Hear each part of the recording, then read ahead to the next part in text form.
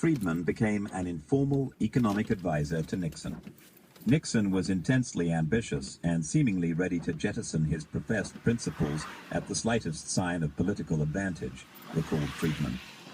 During the 1968 presidential campaign in Mission Bay, California, Nixon told Friedman and the others on his economic advisory panel, who to a man believed in free trade, that he intended to back protective tariffs on textiles imported into America.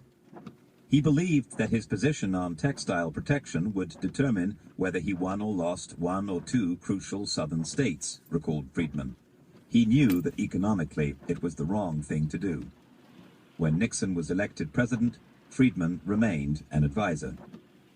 In June 1971, notwithstanding Friedman's views on keeping the money supply on a tight rein, Nixon asked him to recommend to the chairman of the Federal Reserve Board, Arthur Burns, an increase in the money supply. I protested, saying that faster monetary growth was not desirable because it would lead to later inflation, Friedman recalled. Nixon agreed, but said that it would first promote economic growth and assure that the economy was expanding during the 1972 election. I replied that it might not be worth winning the election at the cost of a major inflation subsequently. Nixon said something like, "We'll worry about that when it happens." In August 1971, Nixon brought to an end the Bretton Woods fixed currency regime. If Friedman, an inveterate opponent of Bretton Woods, was given cause to celebrate, it was short-lived. Nixon also imposed a legally binding price and income freeze.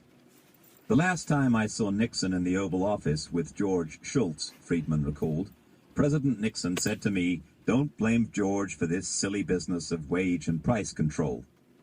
I said to him, "Oh no, Mr. President, I don't blame George. I blame you." Motherfucker. Friedman blanched at Nixon's record. He had failed to cut federal spending as a percentage of national income and introduced rules governing the environment to a raft of new government agencies.